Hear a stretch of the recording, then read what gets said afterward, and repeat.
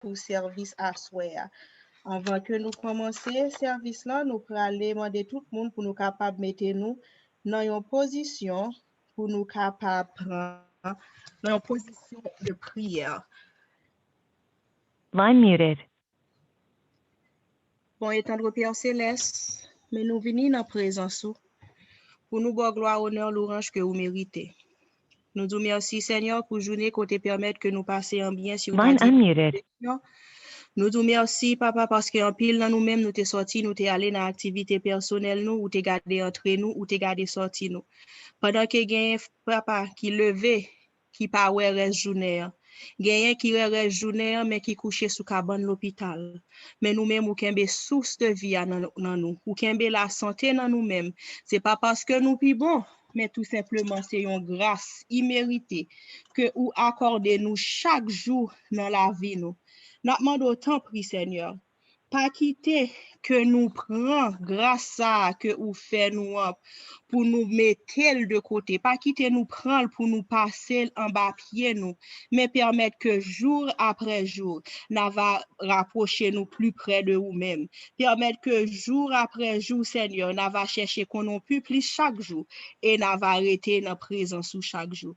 Fais-nous grâce au Seigneur, lavez-nous, purifiez-nous, sanctifiez-nous et nous disons merci déjà pour paix spirituelle ça que vous prenez voyer ou déjà voyer pour nous asseoir à travers serviteur ou n'a demandé autant prix pas quitter nous vinn tendre juste pour nous tendre pas quitter nous monter sous le cri de minuit juste pour nous être capable dire que nous t'es sous le cri de minuit mais on va permettre Seigneur que message ça n'attendé n'a va mettre en pratique dans la vie courante nous n'a va instruire moun nous à message ça et n'a va passer même message ça même lumière ça que vous voyez ba nous ba ici là yo qui n'en fait noir. Restez avec nous, gardez-nous, dirigez-nous. Nous prions comme ça au nom de Jésus-Christ. Amen. Avant nous commencer pour nous passer by frère nous pour les capables débuter avec message là, nous allons aller chanter au numéro 161. Marchez en ta présence, fidèle et doux sauveur, dans une humble assurance, en ton bras, en ton cœur. Ne cherche qu'à te plaire dans tout ce que l'on fait. C'est le ciel sur la terre, c'est le bonheur parfait. Ne cherche qu'à te plaire dans tout ce que l'on fait. C'est le ciel sur la terre, c'est le bonheur parfait. Ainsi devant ta face, conduis-nous chaque jour, et que l'esprit de grâce verse en nous ton amour. Si le péril augmente-nous la foi. Tu restes notre attente, ô Jésus notre roi. Si le péril augmente-nous la foi. Tu restes notre attente, ô Jésus notre roi. Nous disons bonsoir avec frère Ricardo. Frère Ricardo, nous passons au Maillère.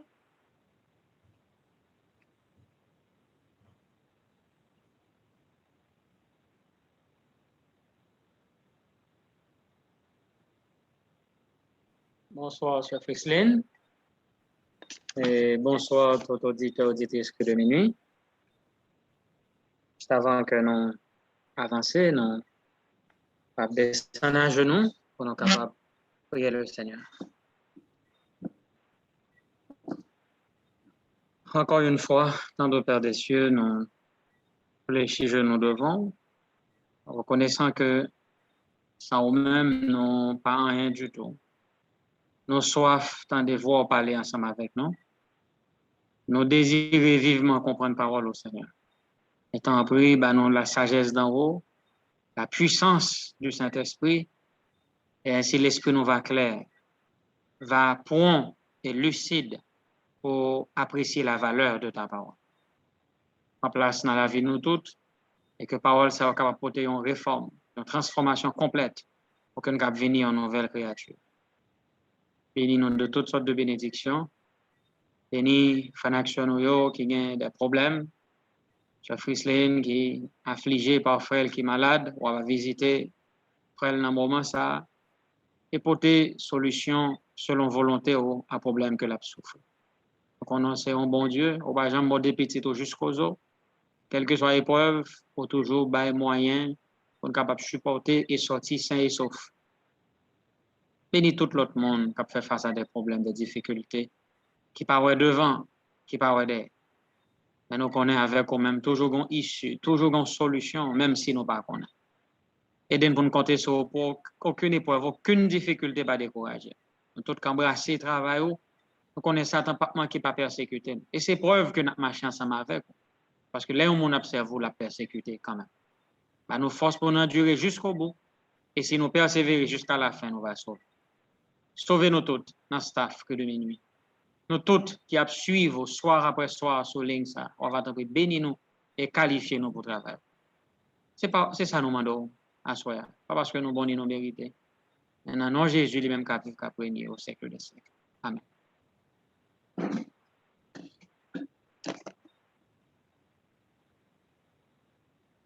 Encore une fois, mes chers amis, nous saluons dans le nom précieux de Jésus. Et nous la vie pour que nous soyons capables de chance de partager parole ensemble avec nous. Nous comptons pile pour heureux privilège ça nous gagne, privilège béni ça pour que nous puissions partager la parole du Seigneur.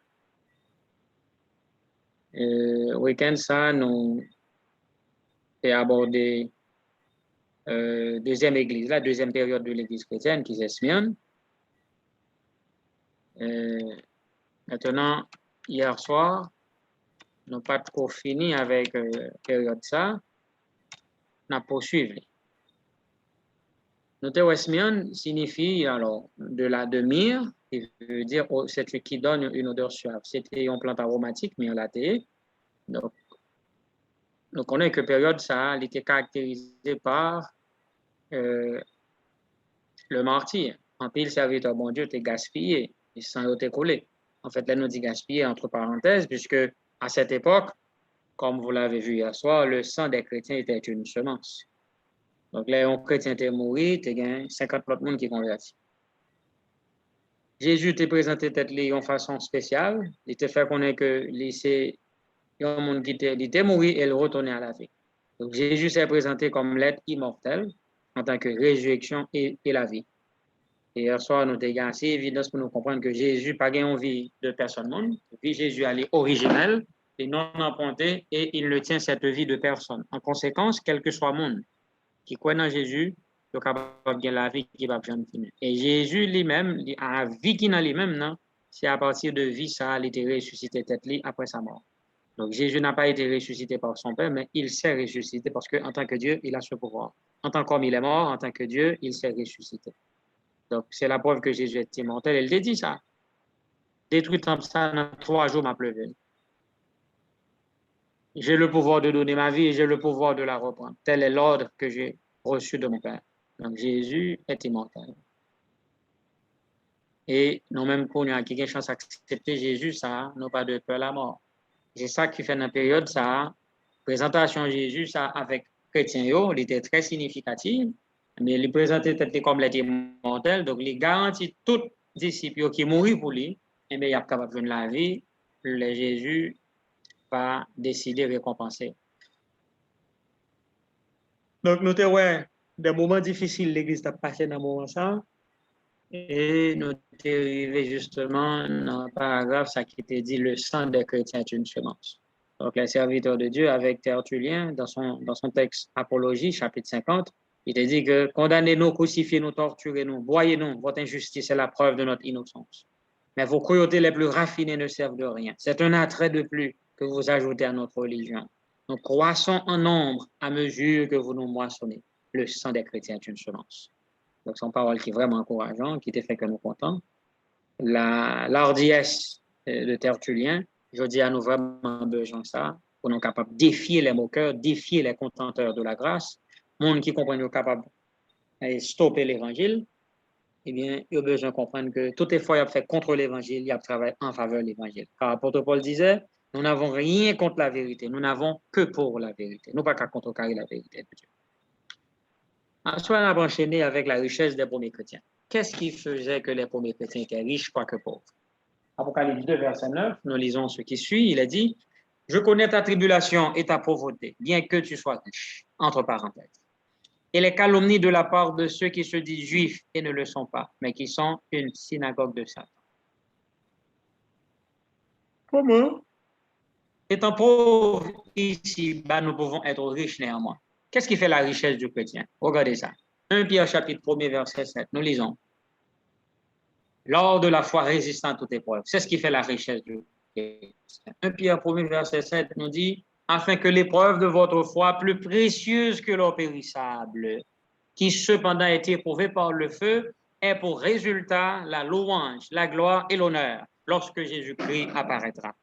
Donc le chrétien, quand il est éprouvé, il est comme l'or éprouvé par le feu, et cet or éprouvé par le feu aura pour résultat la louange, la gloire et l'honneur au retour de Jésus. Bien-aimés sœurs, bien-aimés frères, ce n'est pas pour rien que nous sommes éprouvés, c'est pour que l'or de notre caractère capable de briller, pour nous capables de glorifier lorsque Jésus-Christ apparaîtra.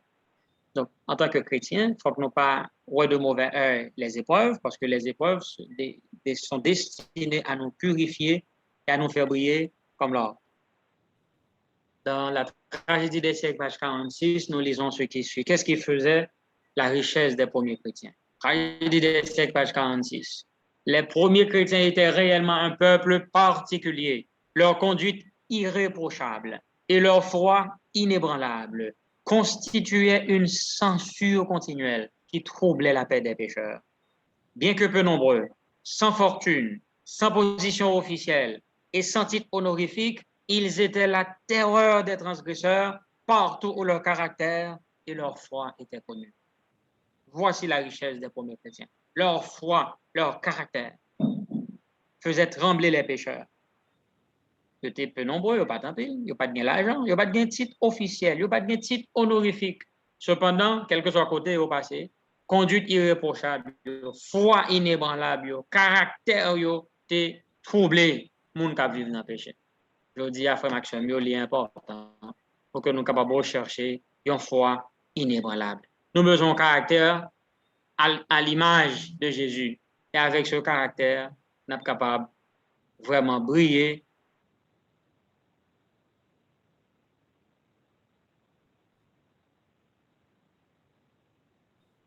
Donc, Frère Maxime, il est important pour que nous soyons capables de rechercher un bon caractère. À partir de là, nous sommes capables de briller pour le Seigneur.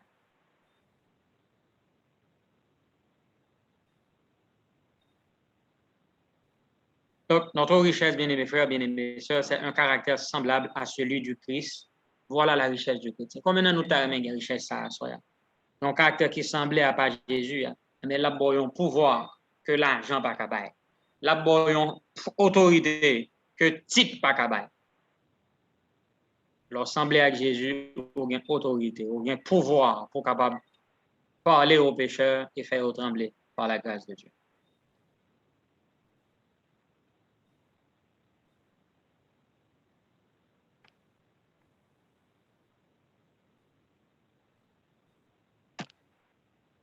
Le reste du texte nous dit,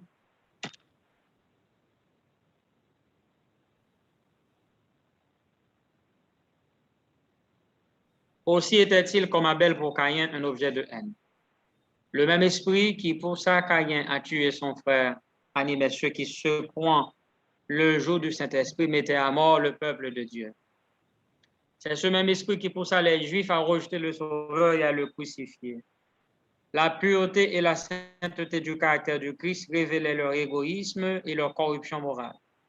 Depuis cette époque jusqu'à maintenant, les fidèles disciples ont toujours provoqué l'hostilité et l'opposition de ceux qui aimaient suivre la voie du péché. Donc, les disciples du Christ ont toujours suscité opposition à un monde qui aimait péché. C'est ça qui fait que Caïn était tué Abel. Parce que quand Abel était fidèle, Caïn infidèle, mais ça va provoquer un objet de haine. Donc, les serviteurs fidèles de Dieu n'ont toujours subi persécution. L'apôtre Paul l'a si bien dit. Tous ceux qui veulent vivre pieusement en Jésus-Christ seront persécutés. Persécution, c'est preuve que nous sommes de fidèles serviteurs de Dieu. À moins que c'est à nous qui provoquons persécution. Donc, lorsque la persécution est venue de lui-même, c'est résultat de caractère nous, c'est résultat de vie pieuse que nous avons menée en Jésus-Christ.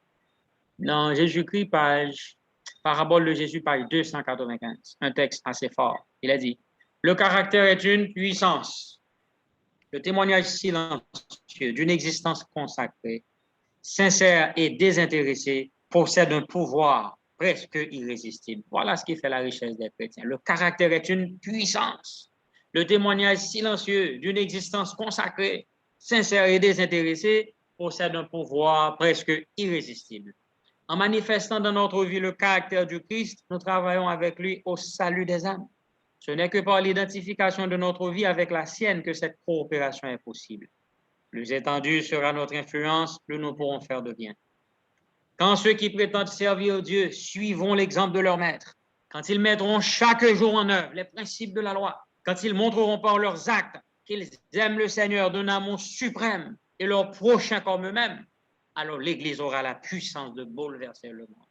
Frères et sœurs, si notre Église est si faible aujourd'hui, c'est parce que nous avons un caractère qui peut nous pouvoir irrésistible ça. Monde peut pas résister, frère Maxime, à message là.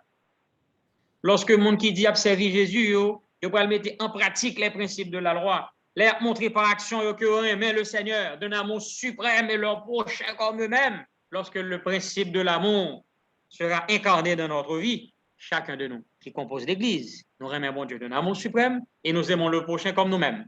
Eh bien, l'Église va recevoir la puissance qui lui permettra de bouleverser le monde. Comme action au moment arrivé pour nous bouleverser le monde. Mais pour nous bouleverser, il faut que nous ayons caractère Jésus dans nous. Il faut que le plus grand commandement capable de une place dans la vie. Il faut nous aimer bon Dieu d'un amour suprême et le prochain comme soi-même. Et lorsque nous faisons ça, nous prenons un caractère Jésus qui paraît dans nous-mêmes. Le texte là aussi dit parler de ceux qui se disent juifs et ne le sont pas, mais qui sont en réalité la synagogue de Satan. Selon frère Uriah Smith, dans Apocalypse, commentaire sur l'Apocalypse, page 14, frère Uriah Smith explique, il dit que il est évident qu'ici le mot juif n'est pas utilisé dans son sens littéral. Il indique un caractère qui fut approuvé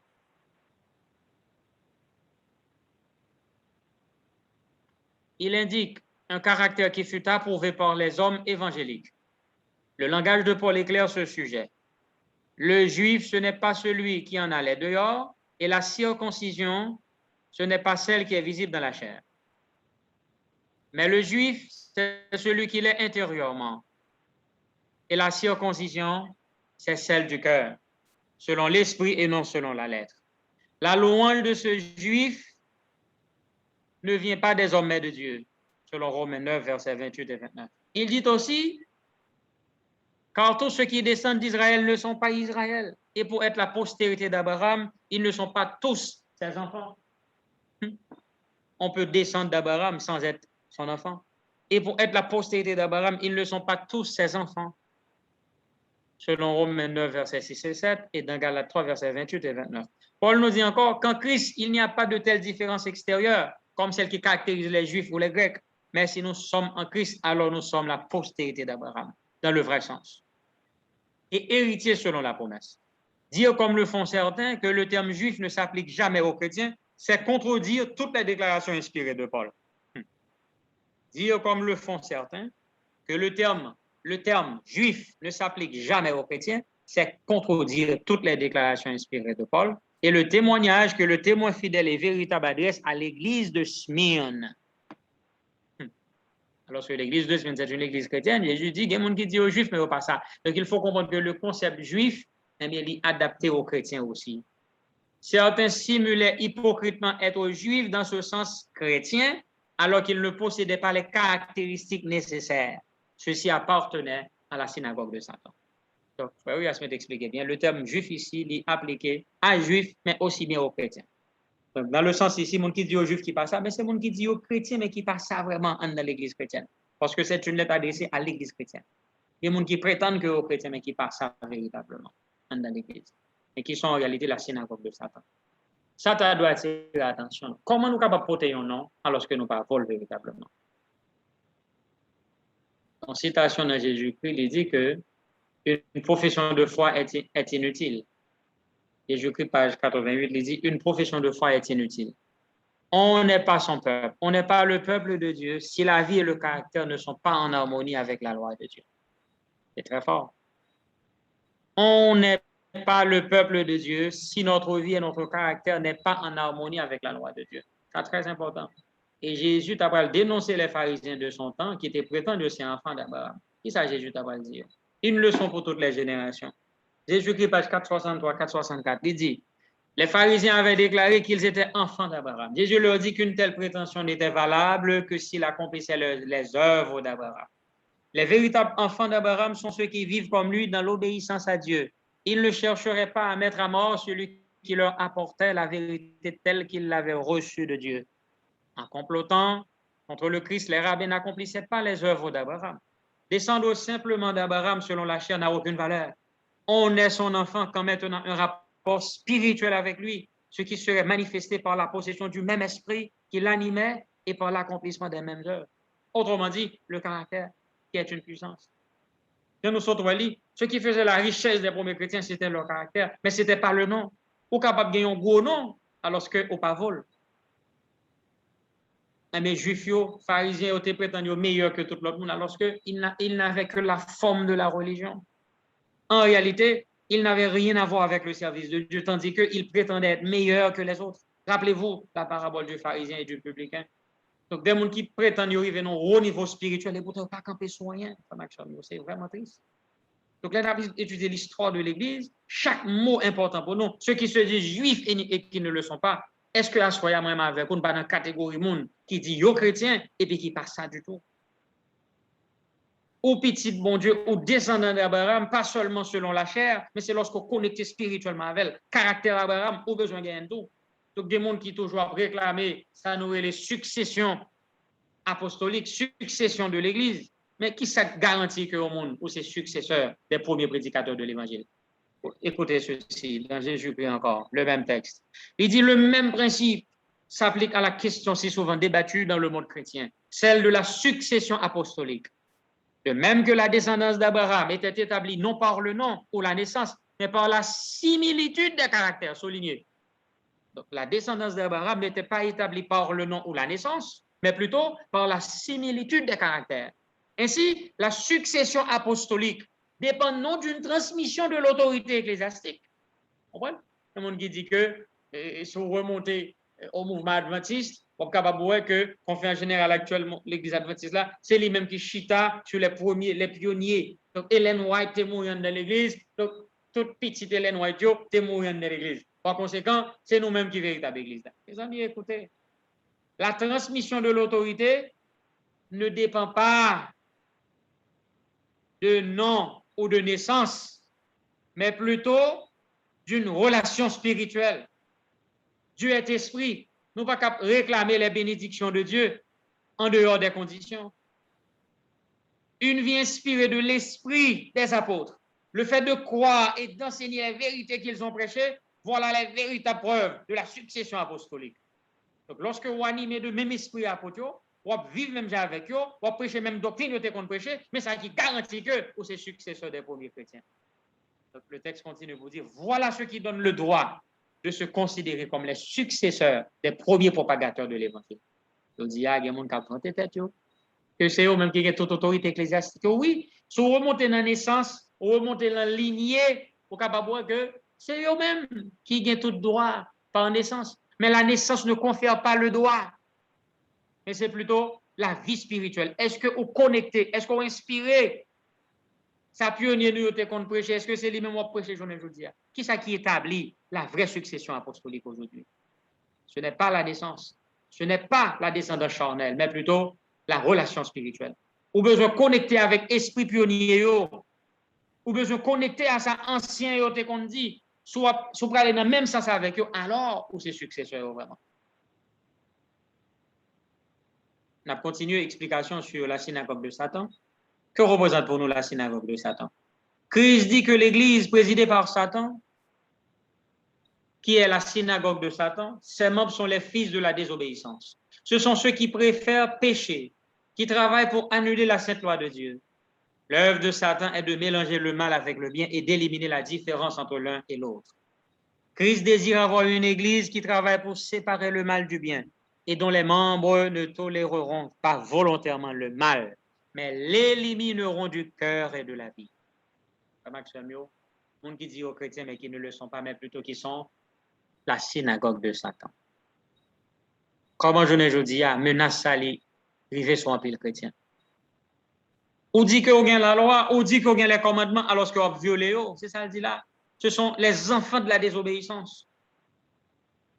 Ou on dans l'église du Seigneur, on ne pas jamais conformer à tout ça, mon Dieu m'a dit. Mais l'église du Seigneur, pas de tolérer le mal volontairement dans mi-temps. Nous de éliminer dans le cœur, dans la vie. C'est ça l'église du Seigneur. Mais l'église de Satan, c'est des gens qui ont toléré le mal dans mi-temps, toléré le péché, ont encouragé le mal chez leurs semblables. Eh bien, ça, c'est vraiment la synagogue de Satan. Donc, toute l'église qui mettait la loi de Dieu de côté, qui a encouragé mon péché, qui a encouragé mon faire ça qui mal, qui a travaillé contre la loi de Dieu, qui a encouragé la désobéissance à la loi de Dieu. Mais toute congrégation, ça, ils doivent prétendre aux chrétiens, mais en réalité, c'est synagogue Satan. Encore, notre testimonies to ministers, page 16, il dit, Satan a une grande confédération qui est son église. Christ les appelle la synagogue de Satan. Parce que ses membres sont les fils du péché. Les membres de l'église de Satan ont travaillé constamment pour abattre la loi divine et confondre la distinction entre le bien et le mal. Satan travaille avec une grande puissance et à travers les enfants de la désobéissance pour exalter la trahison et l'apostasie comme on exalte la vérité et la loyauté. Donc, la synagogue de Satan, c'est l'église qui portait le nom de Jésus, mais qui a travaillé contre la loi de Dieu, qui a encouragé le mal, qui a abattre la différence entre le bien et le mal. D'accord? Donc, c'est ça. Donc, je dis à on a prétendre que nous, c'est petits, bon Dieu, nous, c'est prétendre nous descendants d'Abraham, nous, c'est descendants des premiers chrétiens, alors que vie nous pas conforme à la loi de Dieu. Il n'y a que les îles dans Jésus-Christ, page 88. On n'est pas son peuple. Une profession de foi est inutile. On n'est pas le peuple de Dieu si la vie et le caractère ne sont pas en harmonie avec la loi de Dieu. Quelle que soit la profession de foi, elle est vaine et inutile. Si la vie et le caractère ne sont pas en harmonie avec les commandements de Dieu, la profession de foi est inutile. Ce qui donne de la valeur à l'arbre, c'est le fruit qu'il produit. Si vous n'avez pas un bon fruit, l'arbre sera coupé et jeté au feu. De cette même période, verset 10, il dit, ne crains pas ce que tu vas souffrir. Voici le diable jettera quelques-uns de vous en prison, afin que vous soyez éprouvés, et vous aurez une tribulation de 10 jours. Sois fidèle jusqu'à la mort, et je te donnerai la couronne de vie. Une persécution de 10 jours, une tribulation de 10 jours. Nous lisons ce qui suit dans Uriah Smith, commentaire sur l'Apocalypse, page 14. Puisque ce message est prophétique, le temps mentionné doit être aussi considéré prophétiquement. Comme un jour prophétique représente une année littérale, les 10 jours représentent 10 ans. C'est un fait notable que la dernière et la plus sanguinaire des persécutions que souffrit l'Église chrétienne fut celle qui commença sous Dioclétien et dura précisément 10 ans, de 303 à 313. N'oubliez pas, nous avons parlé de ça dernièrement. Dioclétien, cet empereur romain, monsieur était résolu pour qu'il soit capable d'exterminer tous les chrétiens sur la face de la terre. Ouais, c'est terrible. Il y a une inspiration diabolique au monde. Rêve Dioclétien, c'était éliminer tout chrétien qui est sous terre. Ça fait, selon frère U.A. Smith, c'est plus cruelle persécution que l'église chrétienne, je me connais. C'est vraiment atroce. Tellement, je ne sais pas de pleurer chrétien. Pour qui ça, nous pas connaître. Il serait difficile d'appliquer ce langage si ces messages ne sont pas considérés prophétiquement. Parce que dans ce cas, il s'agirait seulement de 10 jours littéraux. Il ne paraît pas probable qu'une persécution de 10 jours uniquement, ou soufferte par une seule église, ait été l'objet d'une prophétie. Et de plus, on ne peut pas trouver un tel cas de persécution limitée. D'autre part, si cette persécution s'applique à n'importe quelle période remarquable, comment peut-on dire qu'une seule église fut touchée? Toutes les églises souffrirent durant cette persécution. Il ne serait donc pas approprié de choisir un seul groupe particulier à l'exclusion des autres, comme étant touchés par cette calamité. Donc, les 10 jours de persécution, puisque l'Apocalypse est une prophétie, il faut admettre aussi que c'est un jour prophétique égale une année littérale. Donc, cette persécution a duré 10 ans. Et effectivement, de 303 persécutions ont commencé, en 313, persécution sacrale finit suite à la mort de Dioclétien et la venue en puissance de cet homme qui a fait trembler le monde à son époque, à savoir la conversion de Constantin qui peut apporter la paix pour les. Selon Nicole, il dit M. Nicole, dans son document, dans son livre publié Précis de l'histoire de l'Église, page 23 et 24, nous lisons ce qui suit. En 303, commença la persécution la plus féroce. Dioclétien, poussé par son gendre aux galères, 305, 311, rêvait d'exterminer le christianisme. C'est terrible, hein? Voilà son rêve. Par ces 4 édits successifs, il ordonna la destruction des édifices de culte et des livres sacrés. Il fit emprisonner tous les ecclésiastiques. Il fit torturer ceux d'entre eux qui n'abjuraient pas et il obligea tous les chrétiens à sacrifier aux idoles. Cette persécution dura 10 ans, car ni l'abdication de Dioclétien, ni la mort de Galère, qui malade fit demander les prières des chrétiens, ne l'interrompirent. Le nombre des victimes fut énorme, surtout en Orient. Enfin, en 313, le triomphe de Constantin rendit la paix à l'Église. Le paganisme était vaincu par la douceur. Amen.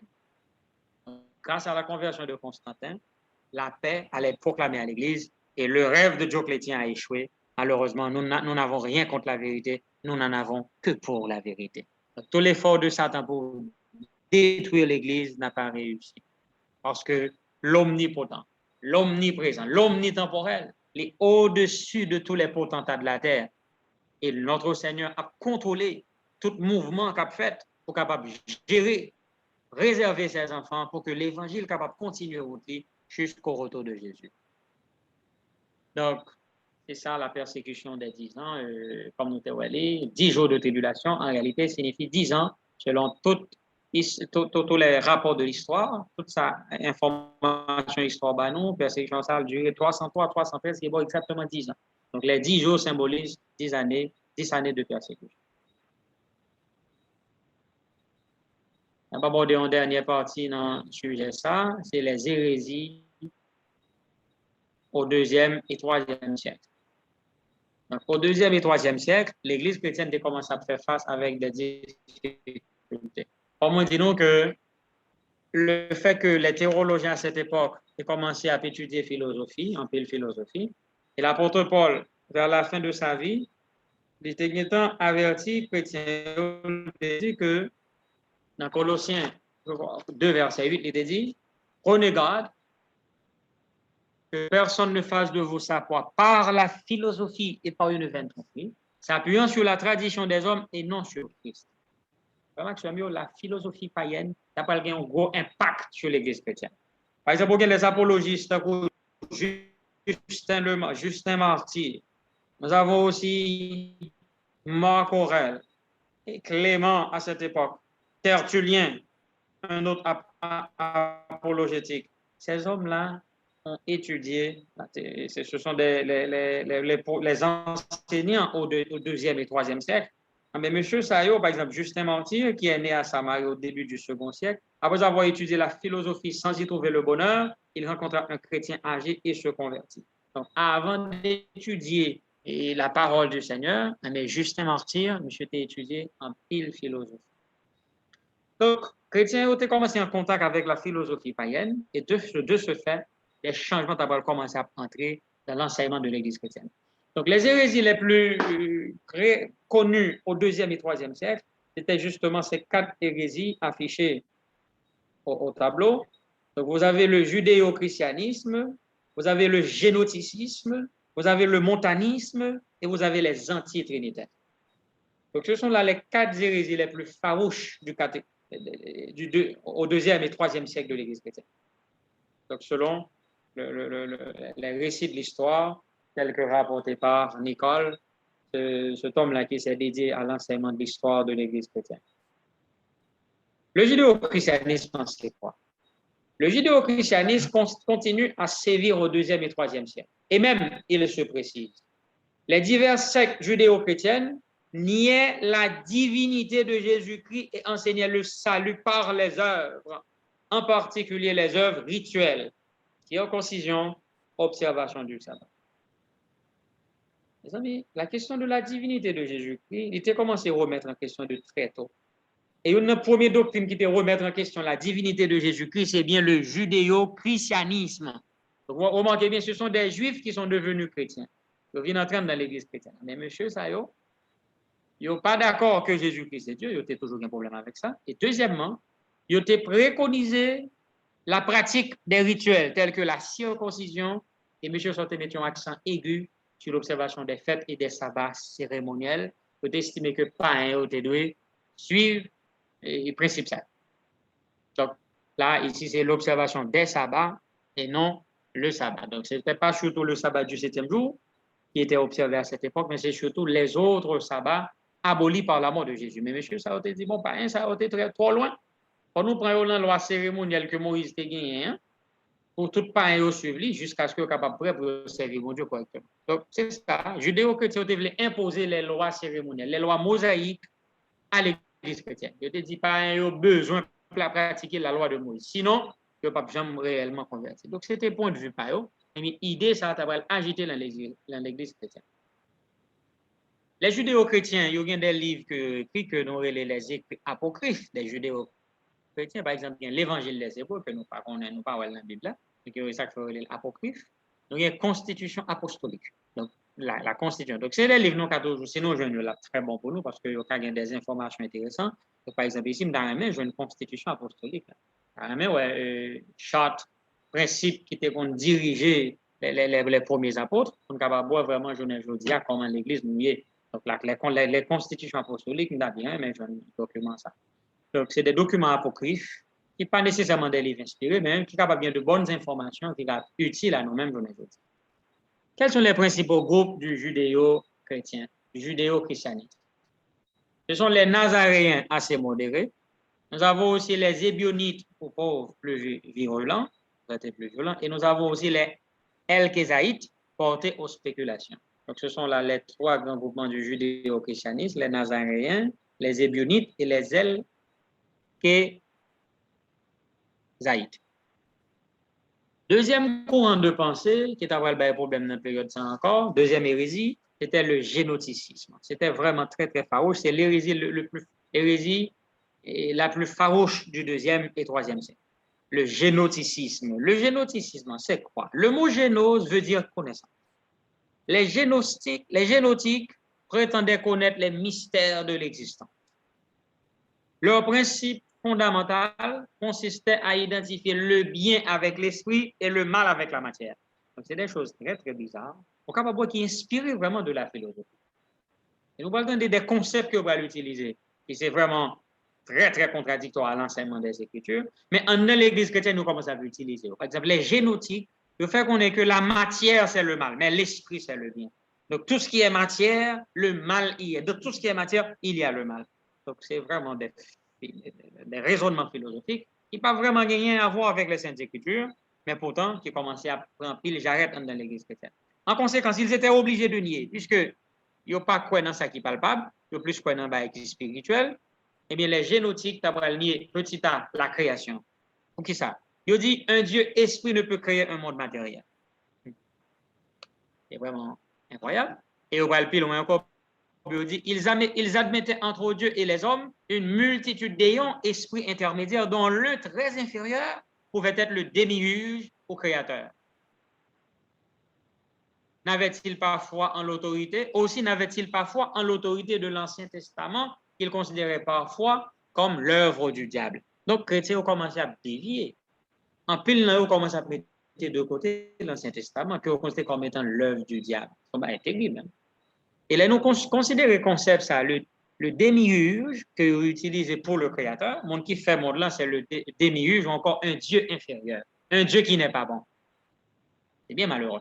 Donc là, nous considérons le concept démiurge utilisé par les chrétiens à cette époque, par les génotiques. Donc, c'est un nom donné par Platon au Dieu créateur. Vous voyez, c'est l'impact de la philosophie païenne sur l'Église chrétienne.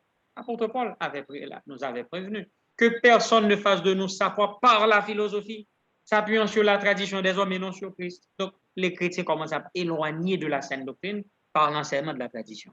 Donc, regardez bien, ici, on utilise le concept de Platon, qui était considéré le Créateur comme étant un demi-urge ou encore un Dieu qui est mauvais, qui a fait le monde. Mais le Dieu bon, lui, il n'a pas fait le monde. Et ils ont nié aussi l'incarnation. Un Dieu esprit ne peut devenir chair. Jésus n'est qu'un néant et son corps n'était qu'une apparence. Donc, il n'y a pas quoi dans l'incarnation non plus. Donc, c'est que Dieu n'a pas qu'à venir chair. Dieu a estimé l'impossible.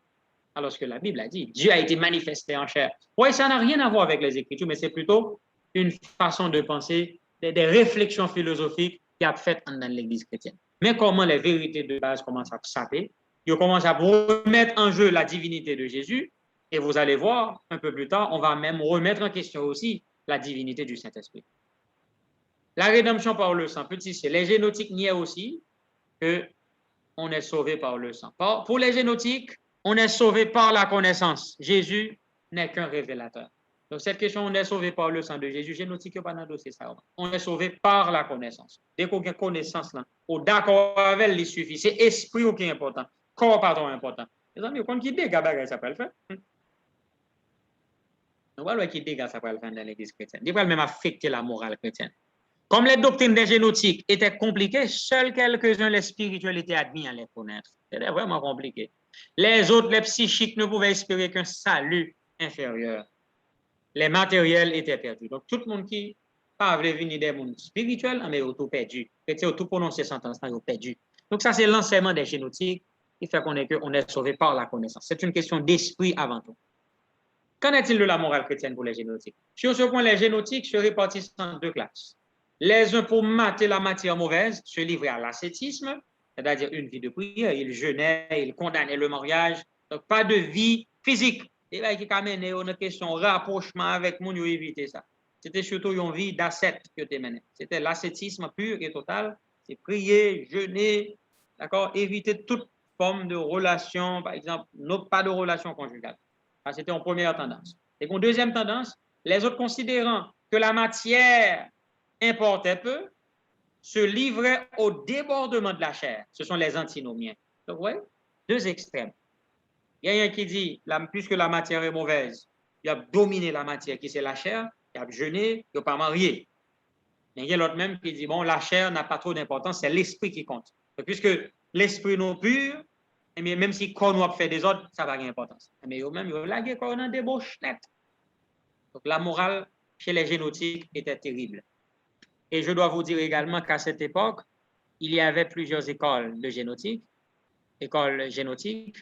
par exemple, en Égypte, nous avons gagné une multitude d'écoles, etc. Il y a qui était préconisé l'ascétisme, par exemple, de Basilique, de Valentin qui proposait l'ascétisme jusqu'à Rome, de Carpocrate qui était antinomien, donc on est bien qu'il a dans des autres de la chair, parce que la matière n'a pas d'importance, des ophites ou nacéniens qui vénéraient le serpent. Donc, les chrétiens ont commencé à dégringoler parce qu'ils ont été influencés par la philosophie païenne. Et les génotiques aussi avaient des écrits apocryphes. Nous avons par exemple l'évangile des Égyptiens que nous ne connaissons pas. Et le plus redoutable des génotiques, c'était Marcion. Marcion, originaire d'Asie mineure, qui vient s'établir à Rome, il est dualiste. Écoutez bien ce que Marcion dit. En parlant de Dieu, il dit Dieu a deux, on parle de deux. Il dit qu'il y a Dieu bon, le Dieu bon qui a envoyé Jésus comme sauveur, mais le Dieu mauvais a donné la loi. Le raisonnement chrétien fait qui est vraiment des raisonnements vraiment répugnants. Le Dieu bon a envoyé Jésus, le Dieu mauvais à donner la loi. Donc, nous avons comprendre, peut-être qui ça, un pile chrétien censé mettre la loi de côté. Donc, c'est sur cette tendance théologique qui va favoriser la nouvelle doctrine de nos jours que la loi n'est pas bonne, la loi est abolie. Parce que depuis cette époque-là, au IIe siècle, les génotiques commencent à remettre en question l'importance de la loi. Parce que le Dieu bon a envoyé Jésus, mais le Dieu mauvais a donné la loi. C'est vraiment faux. Ça n'a rien à voir avec les Écritures. Et Marcion pratiquait un ascétisme rigoureux et constituait une grave menace pour l'Église et s'est maintenu jusqu'au VIe siècle. Donc, les génotiques étaient très, très dangereux. Et la théorie de Marcion, le marcionisme, a fait un pile tort à l'Église chrétienne. Et il a fallu l'effort de beaucoup de théologiens, dont Tertullien et d'autres, qui se sont battus pour que le génoticisme n'ait pas crasé l'Église à cette époque-là. Il y avait aussi le montanisme.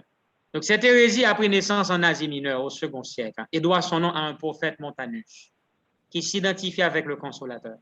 Elle est une réaction violente contre le génoticisme et aussi contre le cléricalisme. Le cléricalisme, c'est la doctrine favorable à la participation du clergé aux affaires politiques. Vous voyez? Donc, c'était ça, les hérésies. Donc, là, nous dit hérésie, c'est des doctrines qui soient contraires à la saine doctrine. Vous voyez ici, le cléricalisme sont doctrines qui étaient favorisées la participation du clergé aux affaires politiques. Donc, les cléricalistes n'étaient qu'à participer dans les affaires politiques de la cité. Donc, c'est encore un autre point de vue, influencé encore par la philosophie. Rappelez-vous, les Grecs, ils étaient encouragés pour tout le monde participer dans les affaires de la cité. Donc, au pas aux citoyens, aux païens étrangers, hein, aux païens aztèques, puisqu'aux païens aztèques sont citoyens de la cité, donc au pas ne doit pas impliquer dans la politique. Si on pas impliqué dans la politique, on sont gueux, on sont monde qui sont antisociables, donc au pas vraiment un grand esprit. Donc, influencé par les raisonnements des philosophes, l'Église chrétienne a des courants de pensée qui favorisent les chrétiens capables de participer dans la politique. Les montanistes rejettent tout compromis avec la philosophie païenne, pourtant acceptent la seule autorité du Saint-Esprit qui a parlé par les Écritures et qui parle encore par les prophètes et prophétesses montanistes. Ils doivent leur vocation non à une nomination régulière, mais à une inspiration directe. Donc, c'est Saint-Esprit qui choisit.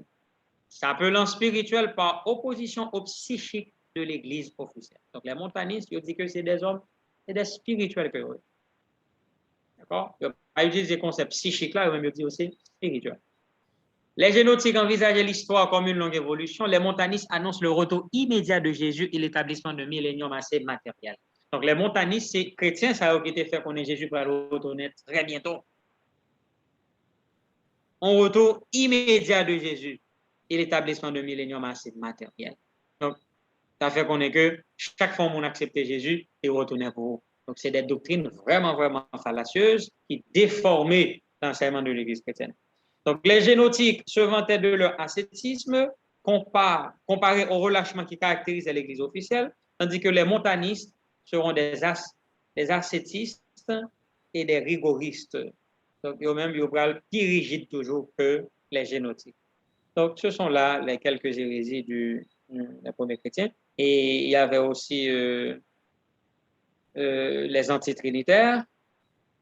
Parmi eux sont les subordinatiens, c'est-à-dire ceux qui niaient la divinité de Jésus et la personnalité du Saint-Esprit. Vous voyez? Donc, les premiers chrétiens enseignaient la divinité.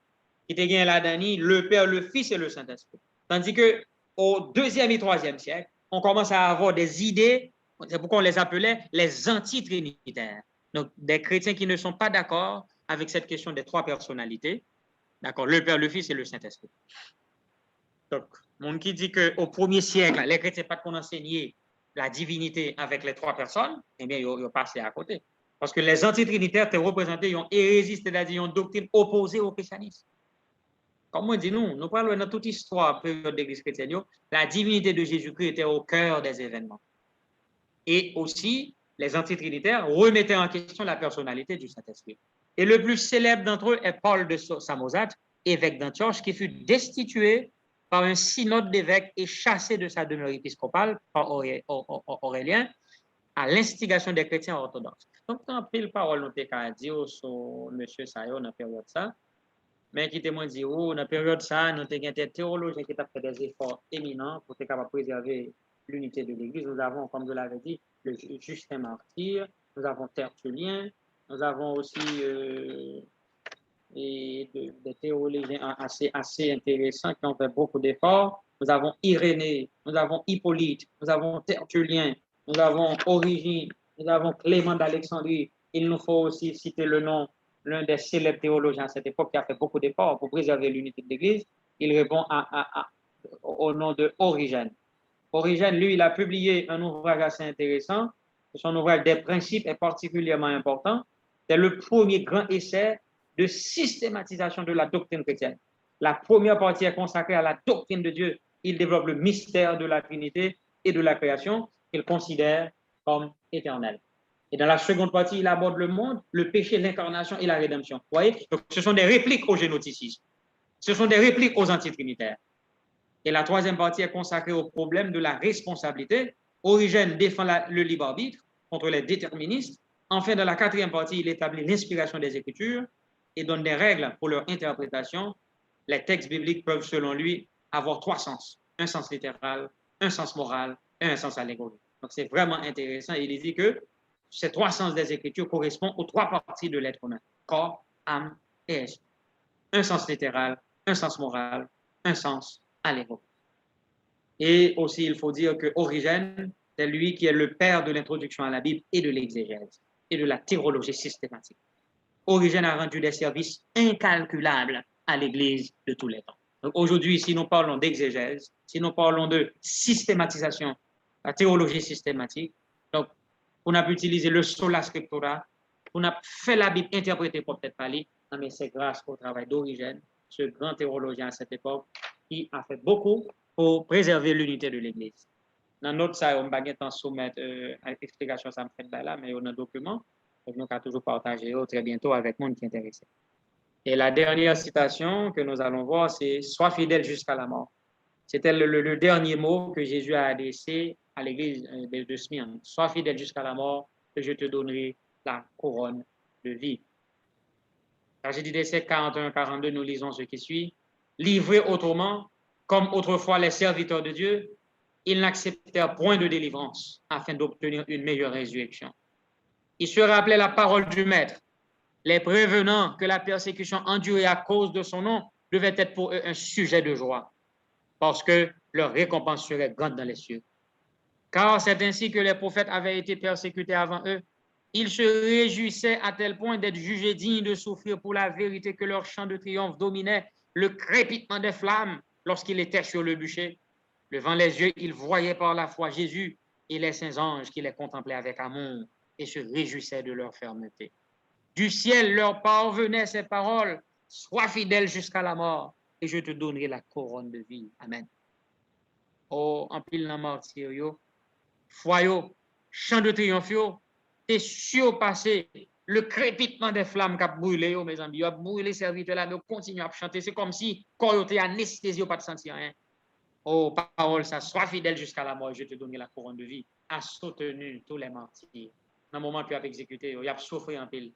Mais foi est tellement fort que les gens qui ont gardé destruction, les gens qui ont gardé la mort des chrétiens, ça en pile n'a converti parce qu'ils dit waouh, quelle conviction. Si on est capable d'être fidèle comme ça jusqu'à la mort, mais ça l'a défendu dans le combat sérieux là-dedans. Moi-même, je m'appelle chrétien. On a l'histoire nous raconte, mes amis. Il y a pile belle histoire dans le moment ça. Il y a pile de monde qui convertit, c'est dans le moment où il a exécuté chrétien. Et on a une histoire d'applique intéressante. Il faut me connaître que tu as l'exécuter en quantité, pas changer quantité vraiment. Et puis, je chrétien, tu as chanté, 40, comme ça. Nous 40, Seigneur Jésus, nous avons mouru pour mettre dans rivière glace. Et puis, il a tué dans la rivière glace. Il a fait descendre dans la rivière pour ne pas sortir. Et comme ça, on voulait exécuter. Pendant on arrive, il a chanté, on dit, nous 40, Seigneur Jésus, nous avons souffert pour vous, nous avons mouru pour vous, Seigneur Jésus, etc. Il a chanté. Et puis, il y a un qui senti là, mourir par rapport à encore qui était arrivé là. Il dit 39, Seigneur Jésus. 39 soldats à mourir pour vous, etc. Et puis, il y a un exécutant, un chef qui était là, qui t'a regardé l'exécution. Les messieurs fois 39, Je retire toute grade joli, je descends dans l'eau. Je connais la parole, la retourner encore 40 n'a mourir pour le Seigneur Jésus. Il y a un chef de garde qui est venu pour exécuter. Là, monsieur garde foi, monsieur, malgré à mourir, puisque on lâche qui allait. Je dis non, moi j'aime ça, son occasion, me tape tant. Eh bien, on l'autre prend place. Effectivement, à cette époque-là, le sang des chrétiens était une semence. C'est vraiment intéressant. Et chanter, retourner encore. 40 soldats à mourir pour le Seigneur Jésus. Donc, c'est intéressant pour nous que si nous abandonnons, nous pas souffrir jusqu'à la mort, mais là, nous quitter l'autre, nous n'avons place. Et nous avons perdu le courant de vie, ça qui était réservé. Que des bon Dieu béni, nous, afin que ce message adressé à la période de Seigneur est capable d'arriver jusqu'à nous-mêmes et que nous sommes capables fidèles jusqu'à la mort. Connaissant que celui dont nous sommes les serviteurs, il a la clé de la mort et du séjour des morts. Si Jésus ne veut pas, on ne peut pas nous tuer. Si nous mourons, on nous mourra pour la gloire de Dieu. Même j'entends, si nous devons vivre, on nous vivre pour la gloire de Dieu.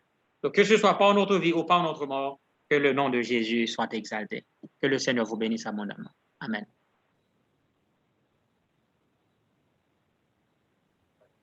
Amen. Comme nous voyons que nous gagnons quelques minutes qui restaient, nous avons demandé si pas gagné monde qui soukri de minuit qui gagne question ou sinon si ou sous Zoom ou à lever main si ou soukri pour nous et si ou soukri de minuit ou va faire 5 étoiles et sur nous encore et la ouvrir pour.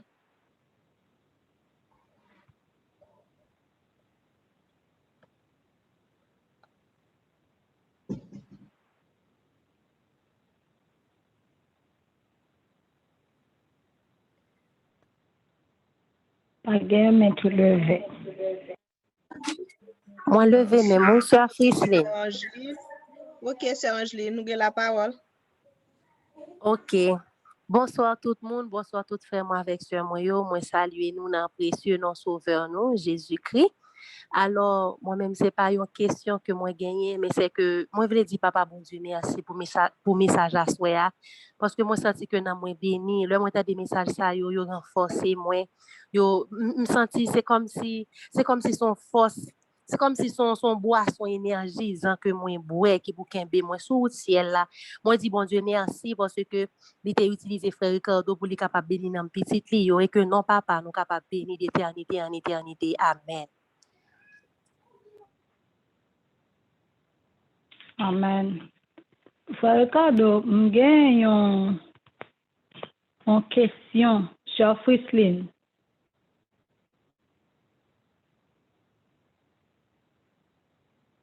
Allô, chef Frislin? Oui, c'est Betty, je vais vous mettre à computer. Il va te sortir sur mute. Ok. J'ai une question. Frère Ricardo, le n'appétendé et source que nous sommes capables de hérésie par rapport à Jésus-Christ, par rapport au Saint-Esprit, au Père. Et les n'a regardé, même philosophe, ça c'est eux même petit nous-mêmes tous c'est eux nous qu'on étudié dans philo. Est-ce que vous pensez que c'est à des choses que nous sommes capables comme livre petit nous à étudier comme ça? Merci beaucoup, Sœur Betty, pour superbe question ça que vous posez. Et je suis content de venir de vous-même en tant qu'éducatrice. Moi-même, tout, en fait, on a enseigné dans l'école. Malheureusement, je n'ai pas de chance d'enseigner dans le classique, dans le réto philo. Mais si mon souci me dégaine, c'était ça.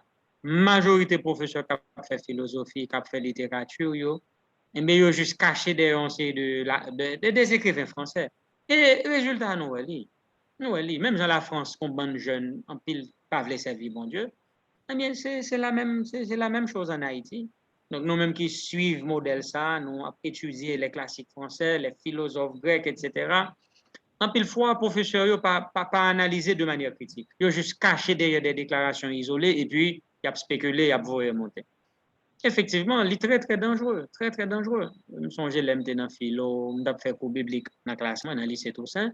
Et puis, chaque fois que je fais cours biblique, et puis, dans le même jour, le professeur venu, un professeur de philosophie. On dit, monsieur, tu connais, je fait étude là. Monsieur vient démanteler tout ça, fait. Chaque ça, monsieur dit, étudiant, élève, même à plonger de son pasteur, parlez, maintenant, mon là. Ça qui était déjà pas mes études là, ils sont contents. Professeur Cap dit, Spinoza dit, il faut désacraliser la Bible. Il n'y a pas besoin d'inspiration pour comprendre la Bible. La Bible, son livre, sont pour tout livre. Oh, les nègres là parlé comme ça, me tellement dérangé. Des fois, il me sortir dans la classe. Ça me pas attendre ça, là, me dit. Effectivement, sur Betty, oui, il a raison. Nous avons étudié classique, mais de manière critique. Par exemple, nous arrivons sur François-Marie Arouet dit Voltaire. Nous présentons Voltaire à étudiants, nous faisons connaître même vie Voltaire. Et puis nous critiquons. Mais, dès qu'on professeur dans le réto, franchement, là, il a fait quoi? Déplacer. Heureusement, dans la classe humanitaire, ça, on pas esclave l'école. Voltaire, cet athée-là, un homme qui était si endurci, qui pas de la religion chrétienne. Et puis, professeur, comment on dit le roi des philosophes? Même pas de carton de bagages, ça. Parce que les îles me dérangent, je me sortis dans la classe, ça mal fait autrement. Philosophe qui puis critique, qui parle bon Dieu mal, c'est eux-mêmes qui ont couronné comme roi des philosophes. Je ne suis pas d'accord avec ça. Donc, il n'y a pas de problème pour présenter philosophe jour après l'autre, et présenter Voltaire, présenter Rousseau, mais critiquer Vio, montrer tout point négatif, il n'y a pas jamais fait. C'est comme des dieux, des infaillibles. Mais les samedis, professeur, ou pas juste. Parce qu'on présente Voltaire tant qu'un homme parfait, lorsque Voltaire lui-même, il avait beaucoup de faiblesses. Et lui-même, tout le reconnaît de faiblesse. Donc, pour qu'ils ne soient pas critiqués écrivains, ou juste à présenter lui quand c'est un homme parfait. Donc, c'est ça l'erreur des professeurs, qui déjà n'ont même pas de valeur, bon Dieu. Et puis, les jeunes de soi-disant philosophes, et même toujours dit, mais qui est Voltaire? Pour qui ça, on dit, mais ça, Voltaire dit, et pour voulez me d'accord avec elle. Voltaire a dit, n'importe ça, on dit, mon Dieu, le grand monde, il a une bouche pour le parler. Il a dit, ça, même pas obligé d'accord avec elle. Voltaire a dit, la religion est une assemblée de coquins poursuivis par des imbéciles. Donc, vous voulez dire que moi, je suis un imbécile? Non. Moi-même, faire des analyses, je contextualiser les déclarations philosophes là. Je regarde dans quelle époque Voltaire fait des déclarations. Dans le moment où il fait le 18e siècle, je dis qui religion Voltaire a gagné en face. Ils me font logique. Et qui religion le gagné en face, c'était exactement la religion catholique. Même déclaration Karl Marx là, les Karl Marx te dit, la religion c'est l'opium du peuple. Il y a des gens qui toujours cité texte ça jusqu'à présent pour démanteler la religion chrétienne. Et pourtant, dans quelle époque Karl Marx te fait? Les Karl Marx, les Voltaire t'as parlé, monsieur ça a été devant eux la religion catholique. Effectivement, qui t'a fait un pile tort à l'humanité. Et nous ne pouvons pas nier, même si nous sommes chrétiens, nous ne pouvons pas nier la quantité de tort que l'Église catholique a fait à ce monde. Nous pas qu'à nier, mes amis, il est indéniable. Il faut nous être vraiment injuste si nous pas d'accord avec ça. Cette religion chrétienne a fait beaucoup de tort. Ils ont mal représenté Jésus. Et puisque philosophes sont malheureusement, c'est eux-mêmes qui ont une chance à contempler comme religion chrétienne, mais Voltaire a rejeté et cette religion et la Bible que cette religion avait en même si il n'y a pas enseigné la Bible, là, vraiment. Ouais. Ils prétendent qu'il a enseigné la Bible, et pourtant c'est la tradition qui a enseigné des choses absurdes, mais qui fait Voltaire dire la religion, c'est une assemblée de coquins poursuivis par des imbéciles. Effectivement, c'est l'argent qui a fait dans un moment, la vente des indulgences, à montrer au monde, si vous ne comme vous ne pouvez pas acheter le salut. Mais Voltaire, vous rejetez. Mais l'erreur de Voltaire, c'est qu'il a rejeté la Bible. Tandis que les réformateurs du XVIe siècle, Martin Luther, avec la Bible en main, il a contrecarré la religion catholique. Avec la Bible en main. Donc, malheureusement, comme on dit, nos gens professeurs enseignés classiques, ça, ils ont mal enseigné. Ils n'ont pas contextualisé les déclarations, ils n'ont pas venu avec les vérités, justement, mais ils ont caché d'ailleurs des déclarations pour capable condamner, pour capable narguer nous-mêmes qui observent mon Dieu, je ne veux dire. Donc, malheureusement, Voltaire n'a pas de chance pour la contempler l'église chrétienne authentique, qui a prêché l'évangile de Jésus-Christ, mais c'était malheureusement l'église catholique qui était devant nous. Et tout ça a été dit, ouais, on a marché vraiment avec l'église. Et lorsque Karl Marx dit la religion, c'est l'opium du peuple, ou qu'à imaginer dans la période de colonisation, hein, les Christophe Colomb arrivaient, ils ont une Bible l'emmène, et puis ils ont quoi l'emmène. Chaque côté arrivé, ils mettaient quoi? Donc, comme si c'est au nom de Jésus, la conquérir des villes. Ils ont pile nom, San Salvador, tout côté arrivé, la baille des noms, soi-disant chrétiens.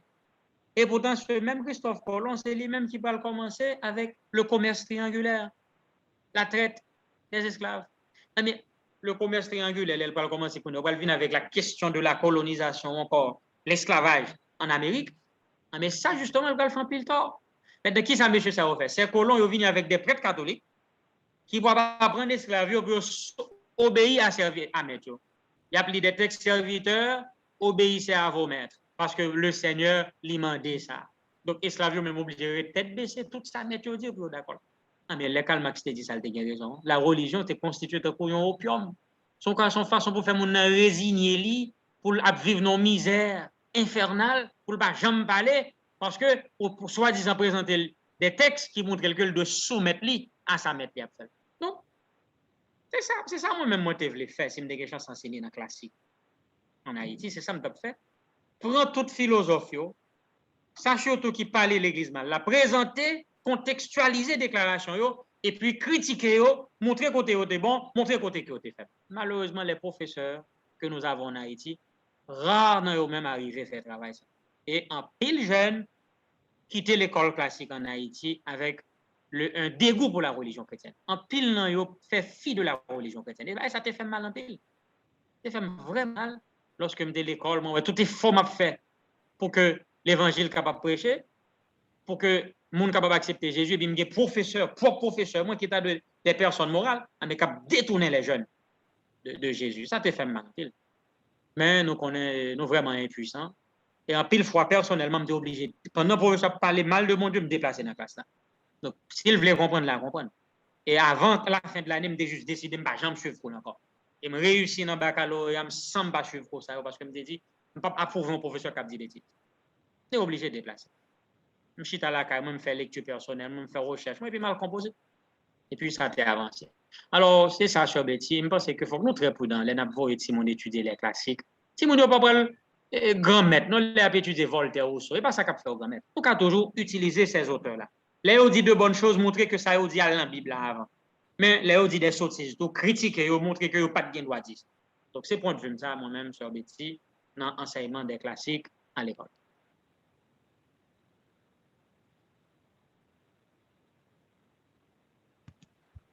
Merci, frère.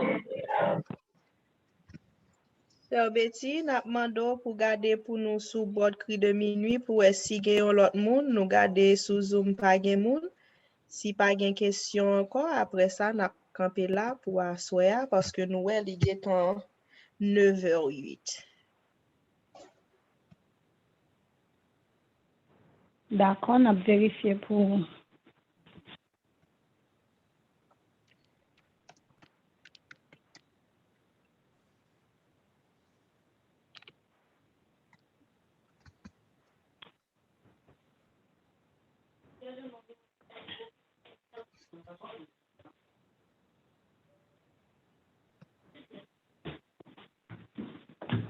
Oui, frère Seigneur, bonsoir, bon Dieu béni nous. Et bonsoir, frère Ismaël. Moi, content étude là. Bon Dieu béni nous, frère Ricardo. Moi, content étude là en pile. Et ça rappelle moi un documentaire que moi t'ai lu. Moi t'ai regardé. Côté gon chercheur, il y a archéologue qui a fait une recherche dans tombeau, côté dans la zone où Jésus était enterré. Il dit qu'il trouvait tout le monde, famille Jésus-Christ, et puis il y a un zoo, il joint que zoo Jésus-Christ, et il a fait un débat avec un prêtre catholique, et puis l'animateur a demandé qui ça vous dit prêtre? Parce qu'il montre un bon bagage qui pour montrer, pour convaincre qu'il joint zoo Jésus-Christ. Hein? Toi, c'est un monde qui n'est pas fondé, qui n'est pas croyant dans les Écritures, ça le dit, ou pas rien qui peut sauver ou pour pas croire là-dedans. Et puis ça te fait me content pile, frère Ricardo dit ouais c'est pas rien pour dire qu'il était quoi aller ouais professeur parler voyer monter, c'est de lui virer le bail. Pour être là te fait presque même bagaille. Il dit bon, si tout ça vous dit là, il montre que la religion chrétienne, ça qui fait le poids de la religion chrétienne, ça qui la foi qui fait religion chrétienne, c'est la première religion qui vient plus monde, c'est l'espoir que Jésus-Christ montait, l'a retourner encore venir chercher petite Léo. Hein? Il dit, si mon bagage pour me répondre, je t'ai parlé plus long dans la conversation, c'est que je régné la foi. Ça peut être la dit. Si vous te répondre, monsieur, tout ça le dit, c'est qu'il t'a régné la foi.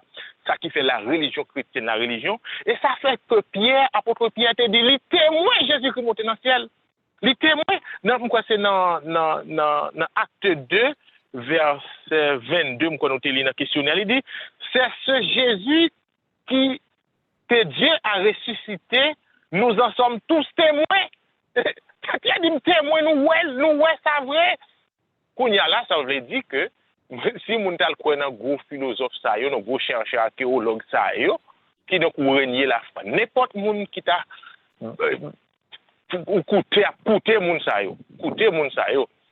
C'est comme si ou régner la foi parce que pas même t'as même besoin d'entendre yon virgule dans ça y a dit. C'est tout. C'est apprendre nous à régner. Ce qui fait la force de l'évangile, c'est le retour que Jésus-Christ ressuscité, lui monter dans le ciel et la retour de venir chercher. On contemple l'étude de la feuille, pardon. Bon Dieu béni. Amen. Amen. Merci, frère. Bon Dieu béni. Amen.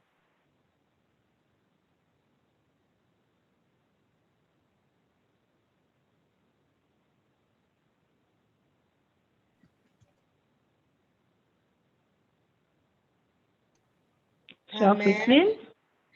Donc, frère avec Semio, c'est là nous camper à Soya.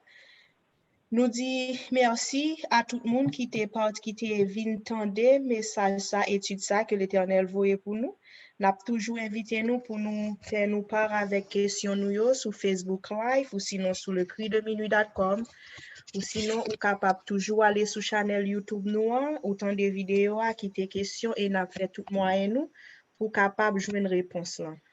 Avant que nous finissions, nous allons aller chanter un couplet dans 352 et nous demander à frère Ricardo pour lui avoir prononcé dernière prière là pour nous.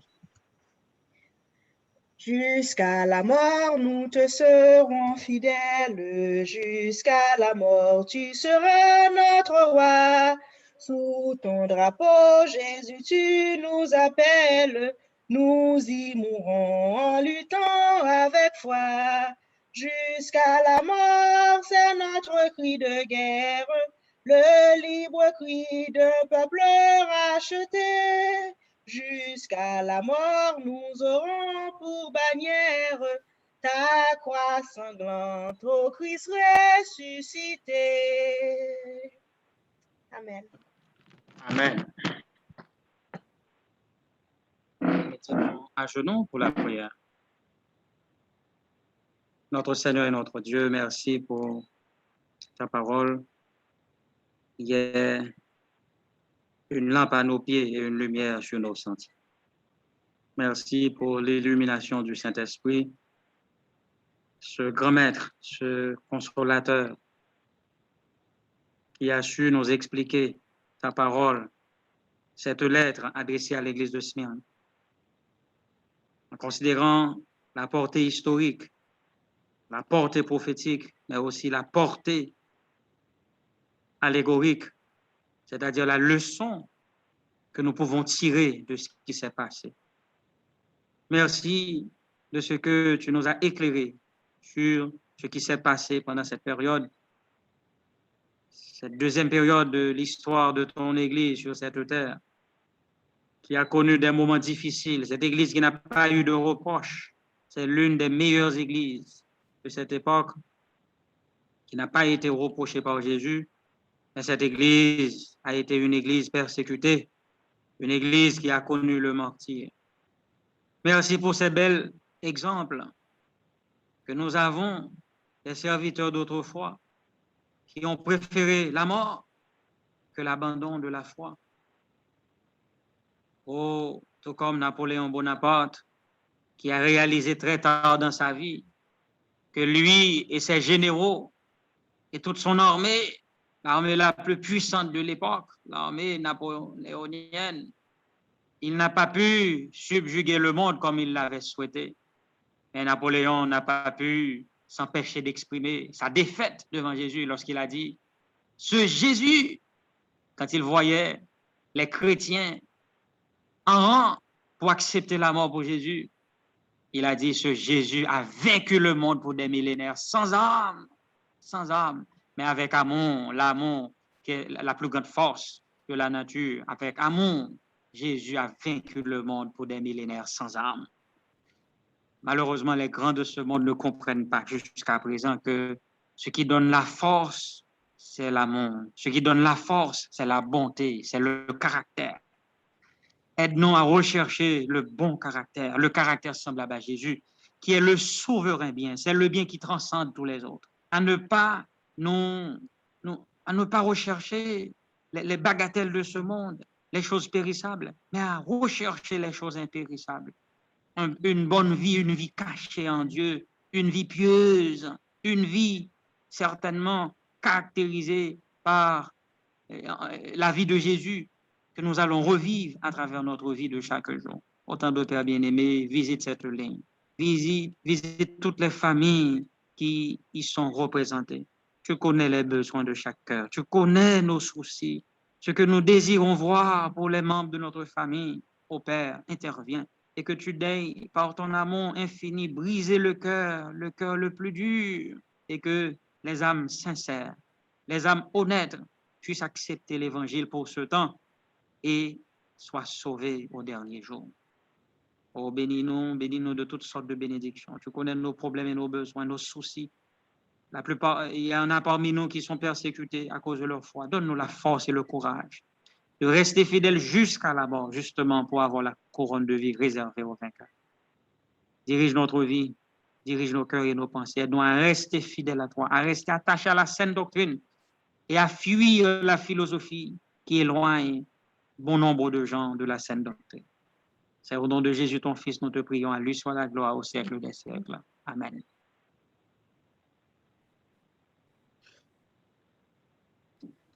Amen. Frère Maxime, c'est là nous étions à soir. Nous disons bonne nuit à tout le monde, bonne nuit avec Christ. Et nous nous chaque là rendez-vous demain soir à la même heure, 8h pour 9h, pour un point de santé. Bonne nuit à tous. Bye bye. Bonne nuit à tout le monde. Bonne nuit, Sœur Frisling. Bonne nuit, Bonne nuit à tout le monde. Bye bye.